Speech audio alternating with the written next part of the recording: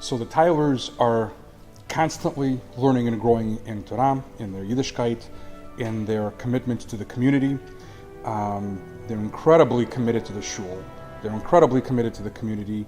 Wherever you need them, they're there. They're always helping either at the shul or community events. I don't think there's any doubt that if anybody needs something, if anybody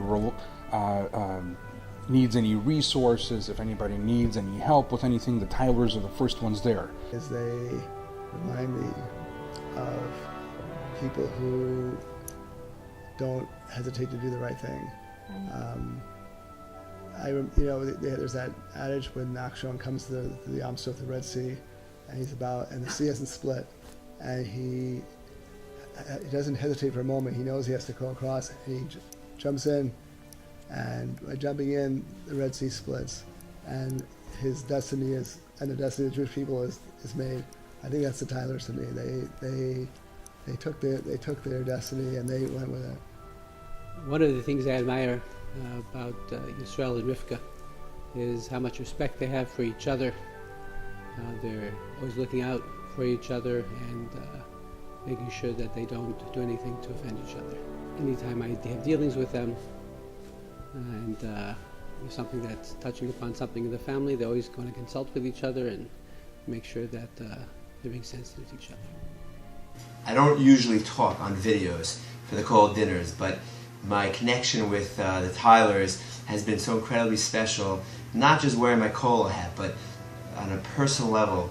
They have been such dear friends to our family, to our kids, almost like an aunt and uncle.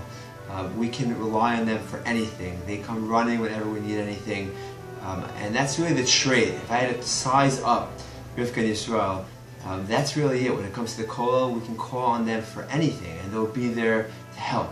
It does not matter what it is, and that's with our family as well. They're always there for us.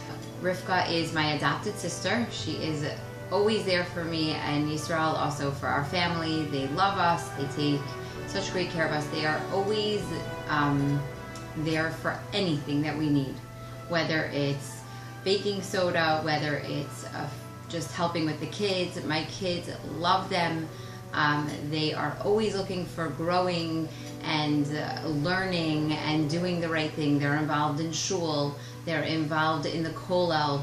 Rivka, years ago, was always our front table hello person. Whenever we had new people at our house for Shabbos, for a meal, we were like, oh, who can we invite who will help with the meal just to make it more relaxed? And Rivka was the person we said, Rivka is going to make the meal exciting. She'll be the one talking to people. She's friendly. She's laughs. She has a great smile. I think what I admire most about Rivka is how strong she is and how real she is and what a true friend she is and how devoted she is to her husband, to her children, to the community, to everybody. And in my mind, she's what a true Eshes Chayil is, because she sets the tone for all of us of what it means to strive in your own personal growth, in your spirituality. What she does for her children, she just makes it happen. There is no in her vocabulary.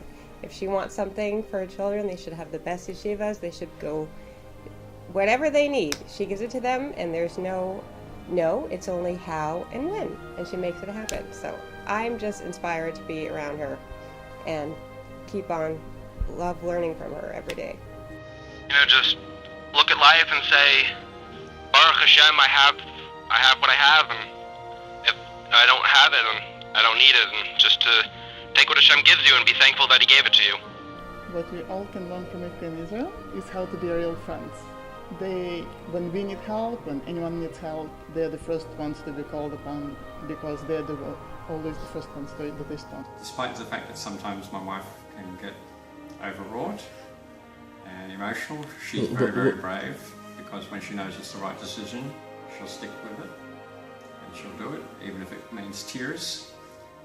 As when we sent our eldest to Baltimore for yeshiva, she knew it was the right decision, even though it made her cry. The thing I admire most about my mother is that she's always there when someone needs her, be it a friend or just someone from shul that she barely knows. If they need something, she's more than happy to help them. So when Israel and Rivka were still dating, and Israel had first come to America, Rivka, trusting us, I have no idea why, asked that we host Israel for a Shabbat meal. So Israel comes to us, and of course we're supposed to vet him. And one of the things that happened during the meal is he came up to a bookshelf, much like the one behind us, and I had a chunk of metal on that bookshelf.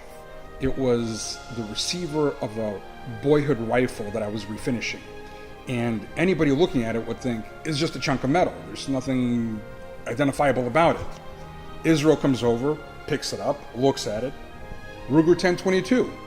From that moment, I knew this guy is cool. He came into our lives with a 13-year-old and a 10-year-old, and he developed such a relationship with, at that time, my two children, that the fact that they call him Abba out of true, pure love and not feel an obligation to do that, the relationship with them, if people did not know, no one would have any idea that he is not their biological. Especially in Yisrael's case, he has done a phenomenal job of drawing on a wealth of worldly experience that he's assembled over the course of his life. I mean, should put the rest of us to shame with what he has accomplished. He shows us very well how to build on that experience, on that expertise gained, and to synthesize it into his life as